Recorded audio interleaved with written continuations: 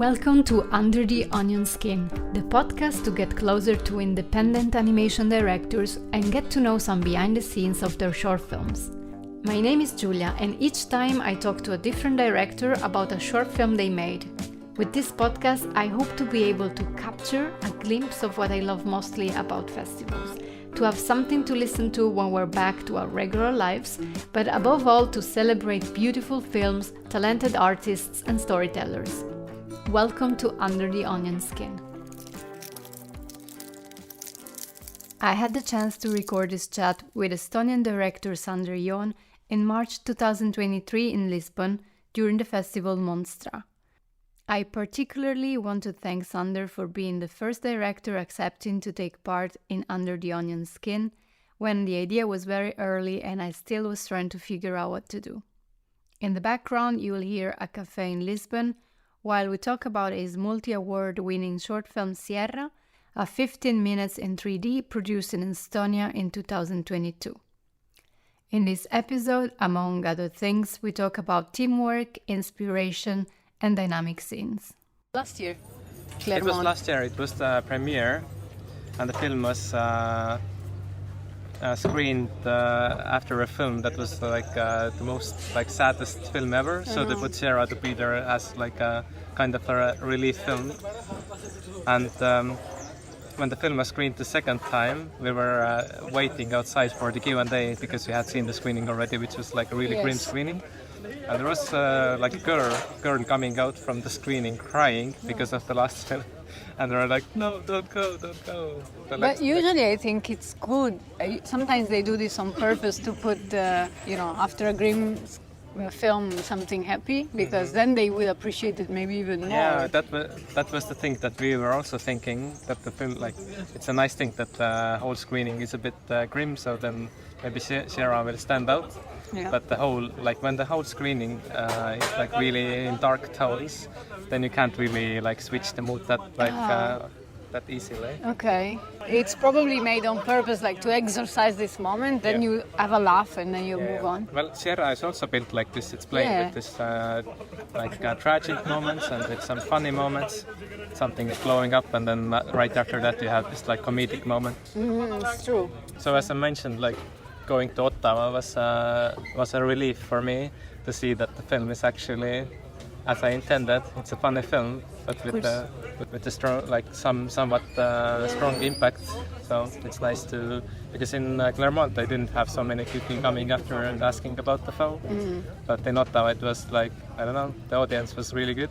They really came to me and shared their experiences with their fathers and with their families. That's the best thing in festivals, that you finally have a feedback and you hear from your audience. Was this since the beginning, was this your goal to create this kind of mood at the end of? Yeah, I think I looked at the notes from the beginning, and then already it was written that it's a dark comedy. Well, it is a dark comedy, and it's what dark comedy is, that it has these tragic moments, but in a funny way. And then it's a good way to talk about emotions, or I guess about your darker emotions which you might have had in your younger adulthood, and all this insecurities is the word I was looking for.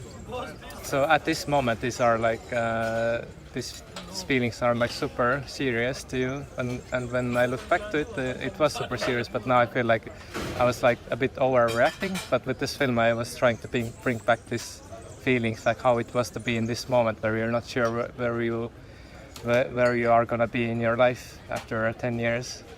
Yeah. So. And do you think, now that you're talking, I'm thinking it's the film is to exercise this feeling, and then you put it in a ironic way, or so that you can laugh or at least smile about it, and it works both for the audience but also for you as a director. You go through the film and you process. Yeah, I think it is like this, and for probably many filmmakers, you experience something and you want to put it in a film, and you look at this feeling from the perspective that you have at this moment. So for me as an adult, it's weird to think back to me as a child that I was really worried when I was not doing the so-called right thing in my parents' eyes. So now it's like weird to think that it was a big worry in my life. Like what's it gonna be? And did you find it hard when you worked? You mentioned with a team. Then it was a personal story, but they were working on it, and so you had to explain to them, like your point of view, because it's such a personal story. Or was it to? I think I didn't explain it that much when I was making the film. I was just showing the animatic.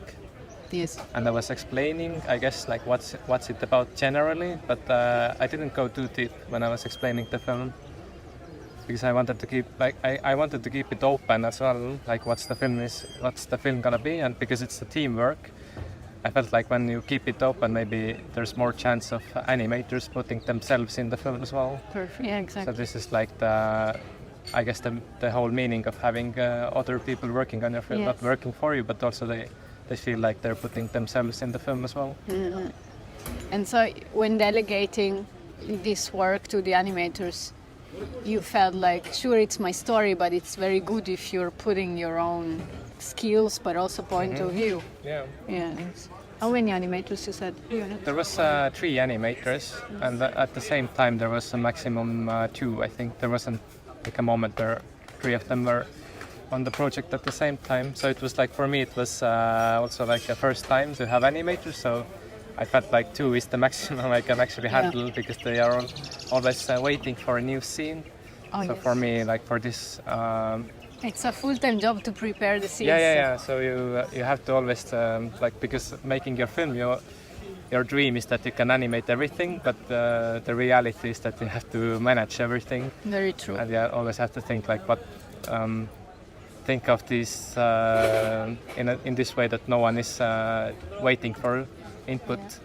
Everyone has to have something on their table all the time. And you had them locally, like all together in one room, or it was remote? No, it was remote for half of the time, because it was during pandemic. Yes. So that was the other thing, that it was really well timed, the whole process, that we were working on the film while the pandemic hit. I started writing the film, and when we started animating, then it was still going on, but we could already start animating remotely. And then gradually we all came to the same room, then everything got like much faster. So I would say like this remote work for me, it doesn't really work actually. Especially when you're working in your first film with the team, you don't have this experience of collaborating that much. What do you feel it was different? Like in the room you had more daily feedback? Yeah, or just this immediate thing, like, because there is these moments where the animator gets a bit stuck with what they're doing, and they get a bit embarrassed, or even like they don't know what they're doing. But when we are in the same room, I can just go there and ask like, how is it going, and then they can show, and then I can immediately say like, how is it? Yeah, true. How you can go through with this problem. And what was the most challenging part of the whole process, the whole film? The whole film, I would say the story, like coming up with the story that is worth making, because it's based on this animation by my father, the 16mm black and white film, and having like only one chance, and having like, because I had it in my mind when I was doing my first films also in school, that whether I could like make something with this film. But luckily I didn't go with it at that time, because I felt like it wasn't really, I didn't have a good idea. And even when I started now, I still was quite hesitant what it's gonna be about. Yeah. But going through the hurdles of having finance for the film, we figured out what the film is gonna be.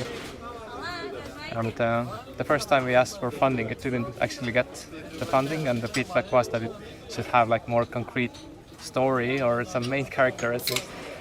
So that was also a struggle. It was a struggle, yeah. That was the biggest struggle, I guess, like this moment where you get like a rejection with your film, when you're like... To keep the vision and keep going. Yes. To keep or even find the vision for the film was the most difficult. I would say like the beginnings are the most difficult for me, to find the vision and the story. because when you already have the storyboard and the idea, then it's like then it's just like putting all the pieces together.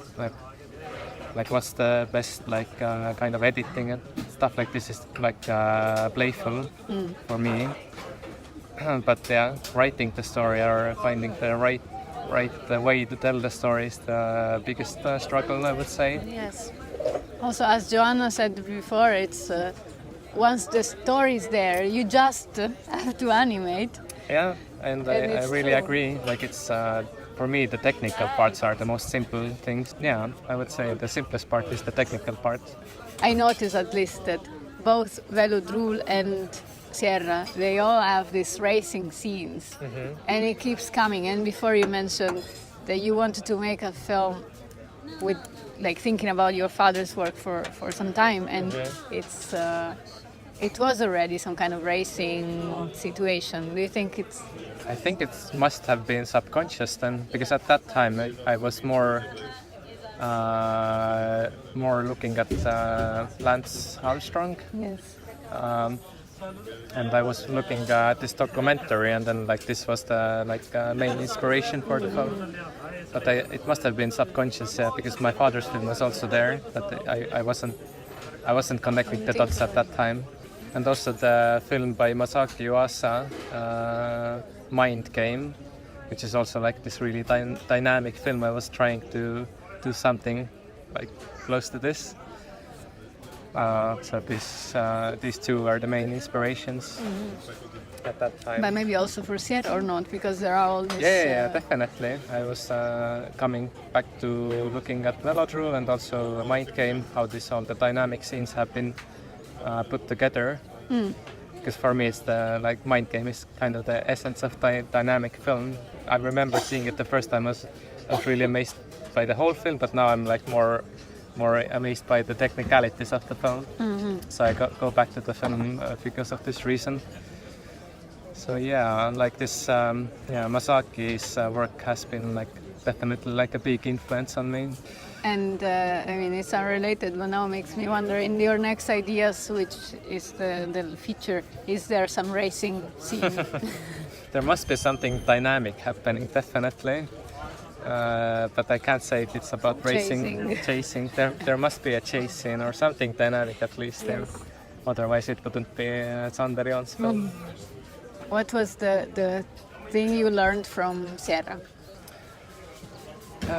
Might be a cliche, but like just going like with full honest when coming up with your film. Just what's there in front of you, what's bothering you in your life, and just like tell the story that's been bothering you for your life is the way to go. I would suggest. And another thing is just trust your team and find like I guess the director's biggest goal is to find the right people for the for the film.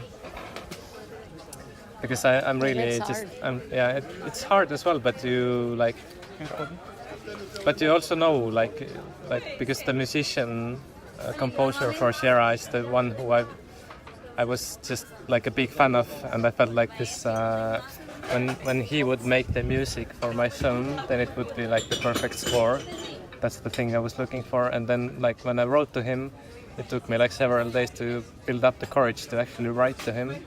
And then after writing the letter, it's so easy just to reach out, especially in Estonia, where everyone is actually, there's not so many of us, and everyone wants to collaborate actually, and just realizing this, that when you have a good team, then there's a quite good chance that you have a good film in the end as well. I had the feeling sometimes you have to take decisions for teams, for example, pick some people to create a team.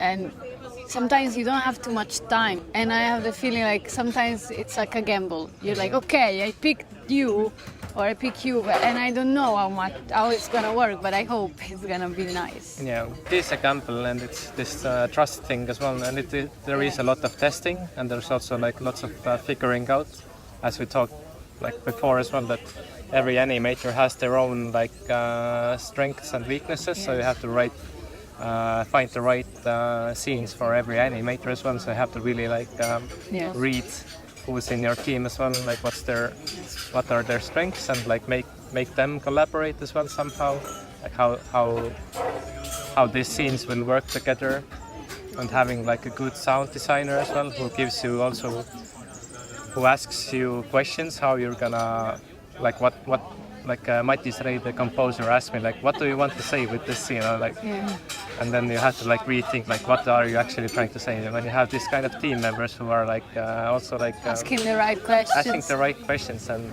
yes, then it's good to have some experience with actually making sound. Yeah. Because I've been doing some electronic music, and even like I made the sound design for Sounds Good, so this was really helpful as well. So because you start to have some kind of vocabulary, but still you're really like finding your way. You're not the expert in true. You have something at least. You have tried it. It's true. That's important. So but in the end I would say like having like you shouldn't be afraid of working with the team, like because I guess like many directors or animation directors, they feel the need of having everything with their handwriting and under control, but when you keep it loose a little bit, it will be actually really helpful. I think it's a very sweet spot, like to be the director, but to not to have complete control on everything, and to let the collaborators to actually give something. And sometimes there is like a lot of critique towards the directors who haven't really animated themselves, making animation. They are like, I guess they are like missing a lot because they don't know all the opportunities with animation. But I guess there is an upside as well, because they can really like rely on the team, and then the team is the one making the film in that sense. But Do you like onions? I like onions. Not the raw onions, but... What's your favorite, I don't know, way to eat onion? Or is there an Estonian recipe to make onion? Onion jam is the best thing you could make out of onions. What's that? You just, I don't know if you put even sugar, but you just have the red onions, and you know when you put them on a pan and you grill them, they become caramelized. Caramelized. Oh, yes. So you get this like really sweet and so. Oh, nice. So this is the best way to have an onion. Yeah. I hope you enjoyed this episode of Under the Onion Skin, and that you had or will have the opportunity to watch and enjoy Sierra. You can find Sander on Instagram at Sander Joon. It's SanderJoon. All info and links are as usual in the show notes. This was Under the Onion Skin. Thanks for tuning in, and until next time with another director and a short animated film.